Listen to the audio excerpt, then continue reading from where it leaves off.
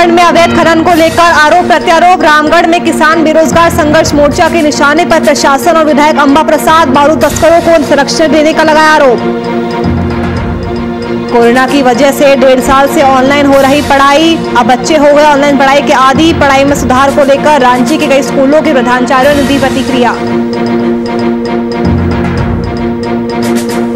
रांची के जगन्नाथपुर के पास light house project की शुरुआत। स्थानीय लोगों ने एक बार फिर जमकर किया हंगामा, प्रशासन ने जमकर मारी लाठियां। पटना में दिखा वीआईपी न्यूज की खबर का बड़ा असर। जक्कनपुर में नाबालिग से दुष्कर्म की कोशिश का मामला, एएसपी ने मामले को संज्ञान में लेते हुए दिए जांच के आदेश।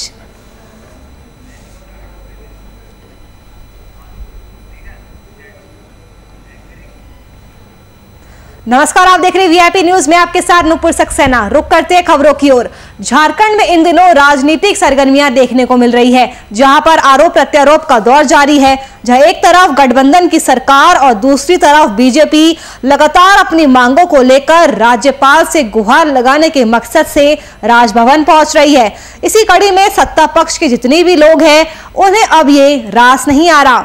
सत्ताधारी पार्टी की तरफ से ये आरोप भी लगाया जा रहा है कि बीजेपी पार्टी ने राजभवन को राजनीतिक अखाड़ा में तब्दील कर दिया है।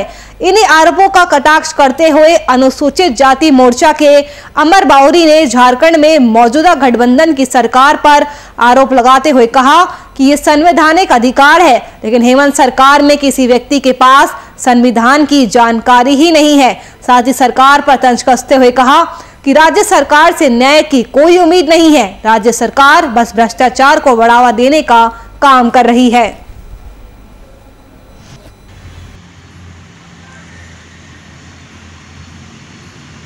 और उनको संविधान, लोकतांत्रिक मर्यादा, परंपराओं का ज्ञान होना चाहिए, ध्यान होना चाहिए। आप जब ये कहते हैं कि भाई आप राजभवन को सामाजिक या राजनीतिक अखाड़ा बना रहे, तो ये नौबत क्यों आ रही है, आपको भी समझना चाहिए। जब ऐसे ऐसे उदाहरण आपके पास है और आपकी तरफ से कार्रवाइयां जो है सिखर है, आपने कोई कार्रवाई नहीं की, आपने कोई उसमें एक्शन नहीं लिया है। आप सीधे तौर पे शासन को अपने मनमानापन के लिए, भ्रष्टाचार के लिए, लोगों को दबाने के लिए, अपने धन उपार्जन के लिए, अपने संपत्ति की वृद्धि के लिए, समृद्धि के लिए आप उपयोग कर रहे हैं। जब आपसे कोई राहत नहीं है, जब से आपसे कहीं हमको कोई न्याय नहीं मिल रहा है, तो हमारा लोकतांत्रिक कदम तो और एक आएगा कि हम कोई बंदूक लेकर के रास्ते पे नहीं आ सकते। हम तो मेन स्ट्रीम के लोग हैं, हम तो लोकतांत्रिक पद्धति के विचार भरोसा रखने वाले लोग हैं, हम परंपराओं का इसे भरोसा रखने वाले लोग हैं। मध्य प्रदेश युवक कांग्रेस के प्रदेश अध्यक्ष डीआर विक्रांत भूरिया ने पीड़ित परिवार के घर पहुंचकर उनसे मुलाकात की। उस दौरान उन्होंने राजस्थान के मुख्यमंत्री से आरोपियों को सख्त से सख्त सजा देने की मांग की है। आपको बता दें कि राजस्थान के चित्तौड़गढ़ में खेती के लिए बेल लेकर आ रहे झाबुआ जिले के बालू वसुनिया की स्वयंभू गौरक्षकों ने हत्या कर दी थी, जिसके बाद बाबू के घर पहुंचकर प्रदेश अध्यक्ष ने परिजनों से मुलाकात की और शोक भी जताया। साथ ही कहा कि राजस्थान के मुख्यमंत्री से अनुरोध है कि हत्या के आरोपियों को कड़ी से कड़ी सजा दी जाए।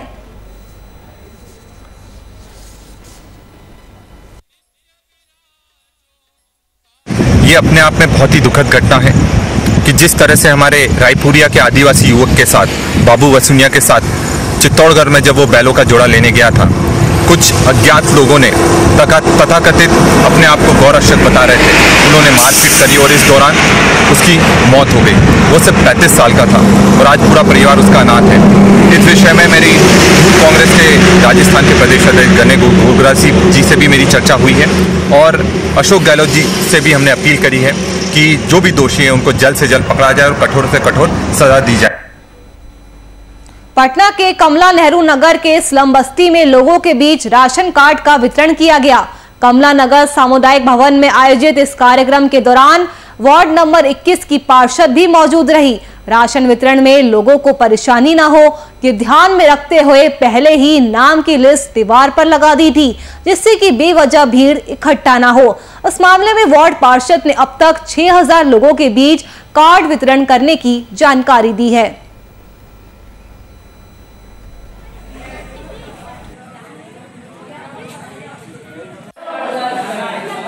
वार्ड पार्षद हैं, जो भी सहायता हो सकता है उनके पास अगर आदमी जाता है तो वो सहायता करती ही हैं, ऐसा नहीं है कि नहीं करती हैं। फ़ोन उनसे भी आदमी बात करता है, हम खुद फ़ोन करते हैं तो जवाब देते हैं, जो भी होता है जानकारी उनसे हम ले लेते हैं।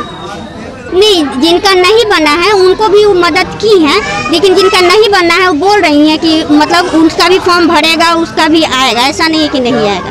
3 दिन पहले शनिवार को मेरे यहाँ 254 कार्ड बन के आया और ज़्यादातर कमला नेहरू नगर के ही कार्डधारियों का कार्ड है, इसलिए मैं डोर टू डोर आके चूँकि बारिश पड़ रही थी तो मैंने सामुदायिक भवन में जगह दे दिया और शांतिपूर्वक सोशल डिस्टेंस को मेंटेन करके, हालांकि सोशल डिस्टेंस लोग मेंटेन नहीं कर पा रहे हैं, लेकिन फिर भी मैं ध्यान रख रही हूँ कि सोशल डिस्टेंस मेंटेन करते हुए अपने कार्ड को ले जाएं। और जितने कार्ड हमारे पास उपलब्ध हुए हैं यानी कि 254, उनका सारा लिस्टिंग मैंने चिपका दिया है ताकि खोजने में आसान हो।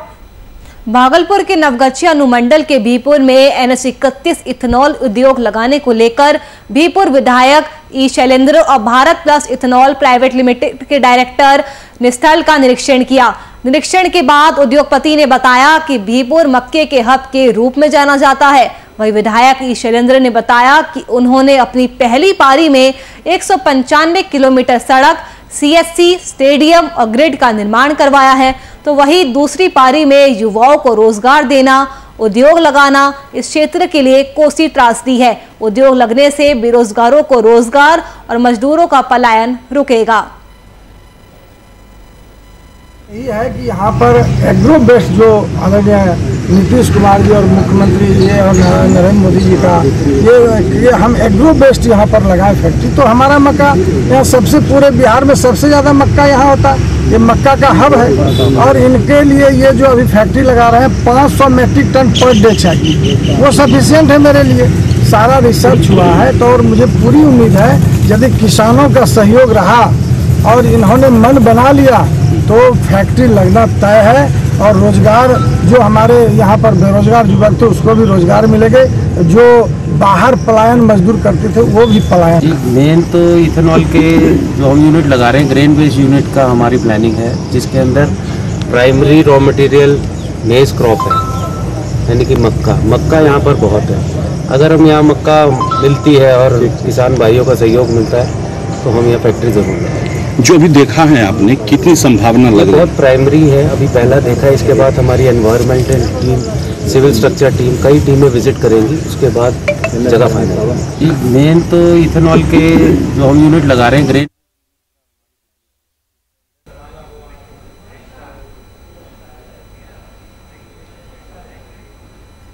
चलिए इसी बीच रुक करते एक बड़ी खबर आपको बता दें, सीधा राजधानी पटना से आ रही है।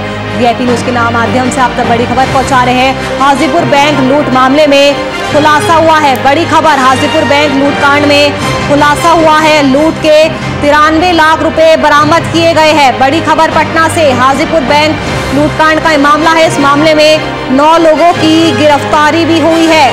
बड़ी जानकारी पटना से, जहां पर 10 जून को हाजीपुर के HDFC बैंक में लूट हुई थी। अब इस लूट मामले का खुलासा हो गया है, 9 लोगों की गिरफ्तारी भी हो गई है। तो पटना से बड़ी खबर, जहां पर हाजीपुर बैंक लूट मामले का खुलासा हुआ है। इसी खबर पर ज्यादा जानकारी के साथ हमारे संवाददाता अनिल कुमार जुड़ चुके हैं। अनिल कुमार, हाजीपुर बैंक लूटकांड का खुलासा हुआ है, क्या कुछ अपडेट मिल पा रही है? बिल्कुल नूपुर, देखिए वैशाली जिले में एक सबसे बड़ी अगर साल की लूट की बात करें तो लगभग 1,19,93,000 रुपए जो है वो लूट लिए गए थे और 5 लुटेरे जो है इसमें देखे गए थे। CCTV फुटेज के आधार पर ही सभी अपराधियों को चिन्हित कर लिया गया था। हालांकि जब बात करें तो CCTV फुटेज में साफ तौर पर देखा गया था कि 5 अपराधी बैंक के अंदर घुसते हैं बारी बारी से करके, और उन्होंने इस पूरी घटना को इस बड़ी घटना को अंजाम दिया था। उसके बाद वहां से पैदल ही चलते बने थे। अब जाके इसमें एक बड़ा खुलासा हुआ है। हालांकि सभी अपराधी जो है वो पकड़े जा चुके हैं, उसमें से 9 अपराधी जो है वो पकड़े गए हैं और लगभग इसमें से अगर लूट की रकम की बात करें तो 93 लाख रुपया जो है वो पुलिस ने बरामद कर लिया है। ऐसे में अगर बात करें हम इस लूट कांड की, तो इस लूट कांड में जो 5 संलिप्त मुख्य आरोपी दिख रहे थे। ऐसे में 9 लोगों की गिरफ्तारी कहीं ना कहीं एक बड़ी साजिश की ओर इशारा कर रही थी। और इस अगर कहें पुलिस की कामयाबी के बीच में अगर बात करें तो मुजफ्फरपुर के सकरा से मां बेटे की पहले पूछताछ होती है, उसके बाद कहीं ना कहीं सूचना के आधार पर इनके पूछताछ में ये पूरा खुलासा होता है। उसके बाद पुलिस को जमीन से गड़ा हुआ एक बोरे का जो नोटों से भरा बैग है वो बरामद किया जाता। तो ऐसे में पुलिस ने पूरी नेक्सस को जो है वो कहीं ना कहीं इस लूटकांड के का उद्भेदन कर दिया है। वहीं 93 लाख रुपए जो है पुलिस ने बरामद कर लिया। बाकी बचे रुपए आखिर कहाँ है, ये भी पुलिस के लिए अब एक बड़ी चुनौती है और जल्द ही उसे भी हो सकता है कि पुलिस बरामद कर ले। ऐसे में 9 अपराधियों का अनिल, क्या 9 अपराधियों के अलावा किसी और की भी गिरफ्तारी अभी होनी है? बिल्कुल नुपुर, अगर देखा जाए तो कहीं ना कहीं वैशाली पुलिस को एक बड़ी कामयाबी मिली है। इसमें 9 अपराधी जो है लूटकांड में 1 करोड़ 19 लाख के रुपए के लूटकांड में शामिल थे, वो 9 लोग गिरफ्तार हुए हैं। अभी बाकी बचे अपराधी भी जो है वो पुलिस के हाथ जल्दी लग जाएंगे और पुलिस तमाम जो इनसे पूछताछ है वो कर रही है और बाकी बचे जो अपराधी है वो भी जल्द से जल्द चिन्हित करके गिरफ्तार कर लिए जाएंगे और बाकी बचे नोट जो है वो भी बरामद कर लिया जाएगा। जी नुपुर। शुक्रिया अनिल, तमाम जानकारी हमसे साझा करने के लिए। तो हाजीपुर बैंक लूटकांड का खुलासा हुआ है, 93 लाख रुपए बरामद कर लिए गए हैं। तो वही इस मामले में 9 अपराधियों की गिरफ्तारी भी हो गई है। चलिए बढ़ते हैं आगे। बोकारो जिला के चंद्रपुरा प्रखंड के पपलो पंचायत अंतर्गत जुनोरी गांव में शिक्षक भीम महतो ने एक अनोखी पहल की है, जहां जुनोरी गांव स्थित शिव मंदिर में लगे लाउडस्पीकर से बच्चों को पढ़ाने का काम किया जा रहा है। उनके द्वारा पूरे गांव के चौक चौराहों में हिंदी वर्णमाला और अंग्रेजी वर्णमाला का पोस्टर दीवारों पर चिपकाकर बच्चों को पढ़ाया जा रहा है। एक तरफ जहां कोरोना संक्रमण के कारण पूरे भारत में सरकारी और निजी स्कूलों के बच्चों के हित के लिए उसे बंद किया गया है, जिस कारण बच्चों की पढ़ाई बाधित हो रही है। इसके बाद विद्यालय प्रबंधन द्वारा छात्र छात्राओं को ऑनलाइन पढ़ाया जा रहा है, लेकिन गरीब बच्चों के पास एंड्रॉयड फोन ना होने की वजह से बहुत सारे बच्चे पढ़ाई से वंचित रह जाते हैं। जिसे देखते हुए गांव के बच्चों की पढ़ाई बाधित ना हो, इसलिए गांव के चौक चौराहों में वर्णमाला का पोस्टर दीवारों पर लगाकर बच्चों को पढ़ाया जा रहा है। ऐसा पहल बहुत ही अनोखा पहल लग रहा है और हम लोग ग्रामीण उनको बहुत भारी मात्रा में सहयोग भी कर रहे हैं। जैसे बैनर पोस्टर भी लगाए, उसमें भी हम लोग सहयोग किए।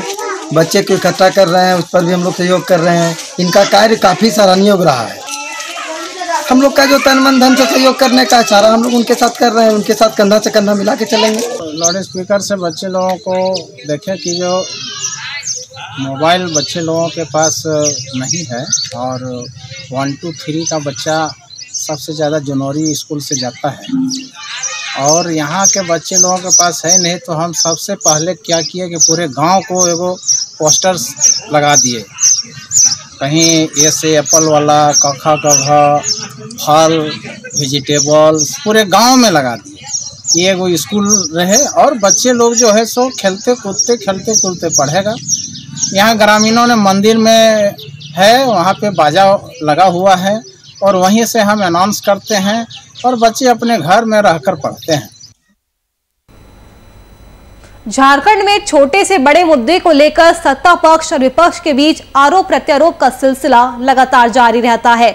आरोप प्रत्यारोप के इस दौर में ताजा मामला है अवैध बालू उत्खनन को लेकर।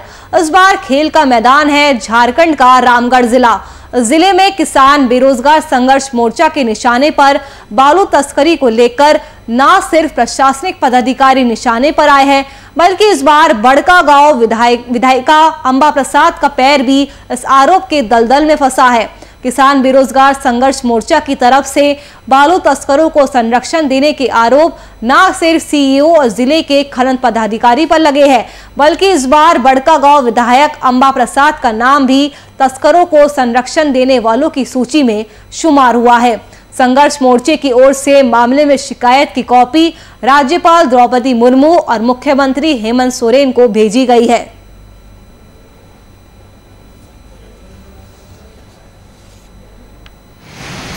के संरक्षण में उसके भाई द्वारा दर्जनों स्टॉक यार्ड बनाए गए हैं, बालू की तस्करी की जा रही है। और इसकी अवैध वसूली का मोटी रकम क्षेत्र के अंचल अधिकारी, बड़कागांव थाना प्रभारी और हजारीबाग डीएमओ को जाता है। आए दिन गरीब ट्रैक्टरों वालों को जबरदस्ती पकड़ा जाता है, जो प्रधानमंत्री आवास योजना के लिए छोटी नदी नालों से बालू उठाकर अपना गृह निर्माण करती है।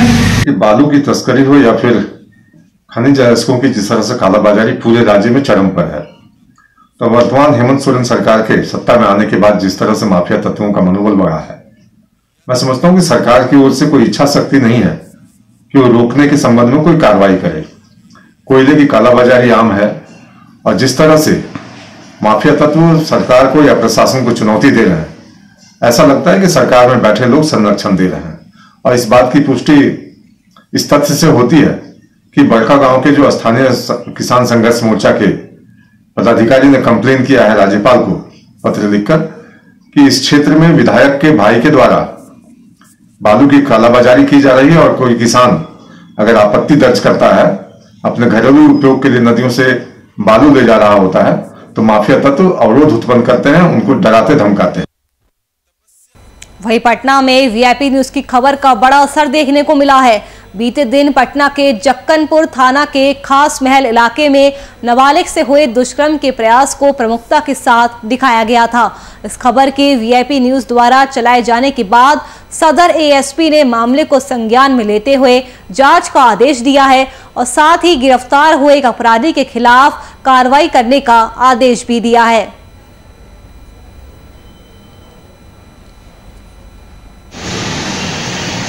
इसमें एक सूचना ऐसी मिली है कि यहाँ पे कोई आदमी है, वो नाबालिग बच्ची में जक्कनपुर एरिया में उसने कंप्लेन है कि दुष्कर्म किया है। उसके संबंध में एफआईआर लॉन्च की जा चुकी है और जो आवश्यक नेसेसरी एक्शन है हम लोगों की तरफ से लिया गया है। उसको हिरासत में लेकर पूछताछ भी की जा रही है, बच्ची के पक्ष से भी पूछताछ की जा रही है और जो भी एविडेंस है, मेडिकल एग्जामिनेशन है, वो हम लोग करवा के ये सुनिश्चित कर रहे हैं कि जिसने भी ये काम किया है, अगर उसने किया है तो उसको जेल में पहुँचाएं। तो मेरा बच्ची है, 9 साल की बच्ची है, हम काम करते हैं पति पत्नी। उसके बाद में मेरा लड़की छत पर गया था कपड़ा उतारने के लिए, बुरा कहा कि कपड़ा गिर गया उठा लो, उसको मुंह बंद कर दिया, उसको जाके गलत सलत किया। हमको पता चला, हम गए कि गलत बात है, लड़ाई किए हम।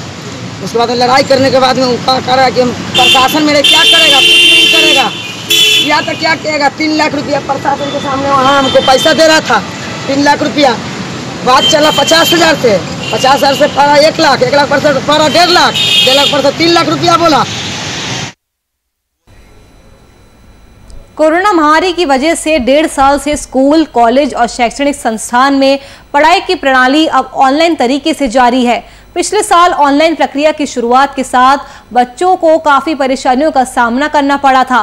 हालांकि काफी समय ऑनलाइन माध्यम से पढ़ाई के बाद बच्चे अब इसके आदी हो गए हैं। बच्चों में दिख रहे सुधार को लेकर रांची के विभिन्न स्कूलों के प्रधानाचार्यों ने अपनी प्रतिक्रिया साझा की है। तो ऑर्डर नहीं आ जाता है सरकार की तरफ से और अभी सारे लोग भयभीत हैं 3rd वेव की तरह। कोई रिस्क नहीं लेना चाह रहा, ना सरकार रिस्क लेना चाह रही है, ना पेरेंट्स, ना स्कूल।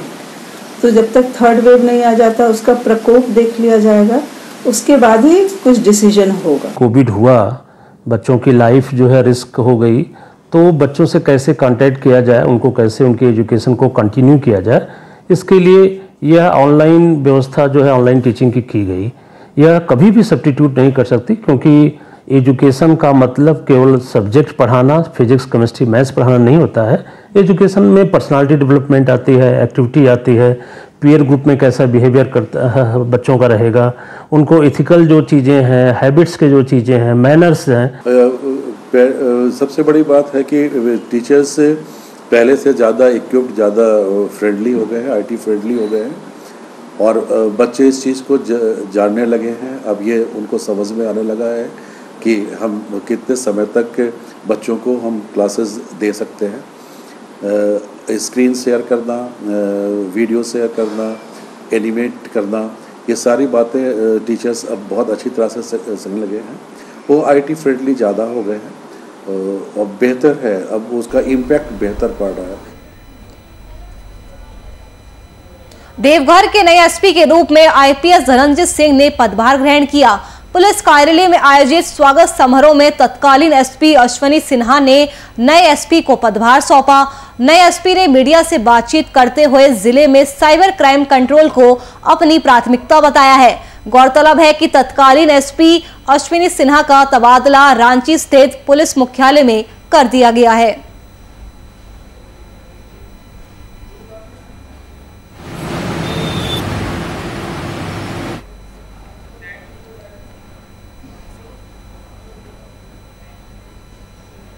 राजधानी रांची के जगन्नाथपुर पंचमुखी मंदिर के पास लाइट हाउस प्रोजेक्ट की शुरुआत हो गई है।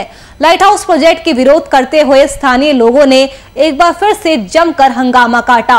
लोगों को उग्र होता देख प्रशासन ने जमकर लाठियां भांजी। लगातार 4 घंटे तक चले स्थानीय और पुलिस के बीच नोकझोंक के बाद माहौल में काबू पाया गया।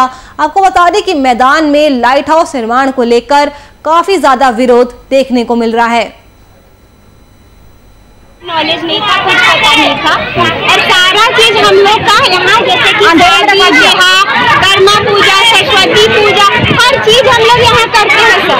और यहाँ बहुत दिन से हम लोग ये सब कर रहे हैं। कहाँ जाएंगे सर, ये तो बताइए। भी बता मेरा 25 साल हो रहा है और मेरा माँ बाप सब, मेरा माँ नहीं है, ठीक है ना सर।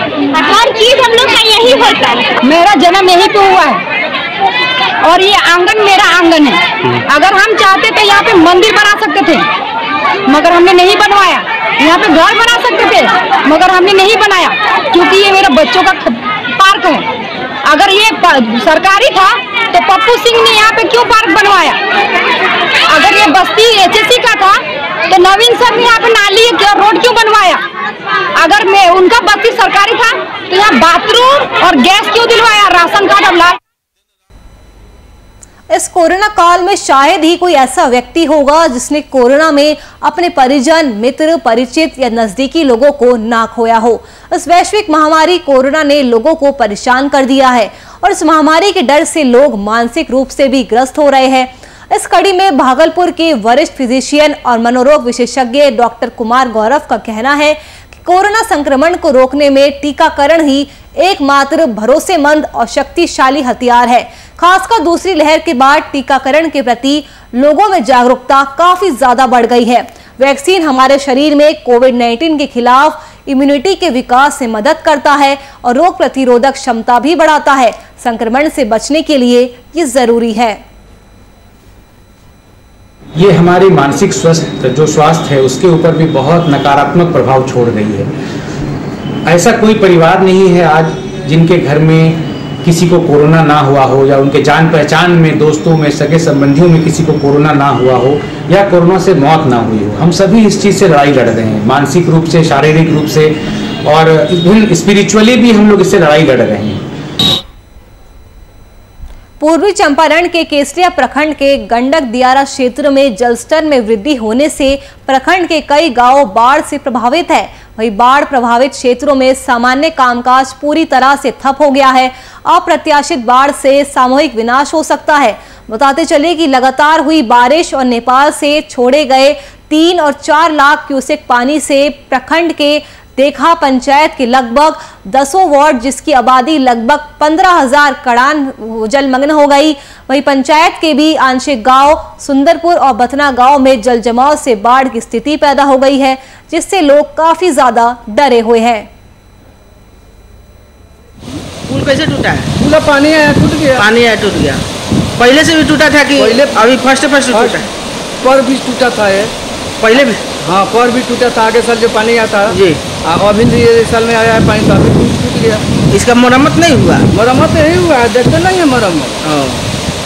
क्या नाम हुआ आपका? हमारा रामचंद्र महतो नाम। अच्छा, इस गांव में कितना घर होगा अभी? कितना आबादी होगा? बहुत ज्यादा घर है, लगभग 500 ज्यादा होगा। 500 से भी ज्यादा है। सब लोग के आने जाने का रास्ता यही है। जमशेदपुर से 15 किलोमीटर दूर गाड़ी, कोचा और सोनाहातू गांव के लोग मूलभूत सुविधाओं से वंचित हैं। आज भी इस गांव के लोग तालाब से पानी लाकर पीते हैं, जबकि जरूरत का सभी काम इसी तालाब में होता है। ना तो इस गांव में बिजली है, ना चापाकल और ना ही आने जाने का रास्ता। जबकि बिहार से झारखंड को अलग हुए 21 साल बीतने जा रहे हैं और आजादी के भी इतने साल बीत चुके हैं, लेकिन उसके बावजूद भी इस गांव के लोग लालटेन युग में जीने को मजबूर है। लेकिन अब इन ग्रामीणों ने आर पार की लड़ाई का ऐलान कर दिया है। ग्रामीणों का कहना है कि जब तक मूलभूत सुविधाएं उन्हें नहीं मिलेगी तब तक हम ना तो किसी को वोट देंगे और ना ही किसी नेता को अपने गांव में घुसने देंगे। कौन का गड्ढा में हमको पानी पीते हैं, इतना दूर से ले जाते हैं, तब जो हमको उनको पानी वानी मिलते हैं, नहीं तो जो कुछ आएगा ना मेहमान पानी भी नहीं मिलेगा। अंतर्गत गंभीर कोचा जो सोनागढ़ा गंभीर कोचा चढ़िया गांव पड़ता है, ये लोग को 1 किलोमीटर दूर पानी लाने के लिए आना पड़ता है। और ये जो यहाँ का पानी का कोई सिंचाई नहीं है, ये तालाब से पानी लेकर ये लोग को पीना पड़ता है। बहुत दिक्कत होता है और तालाब का पानी ही पी के वो लोग गुजारी करता है।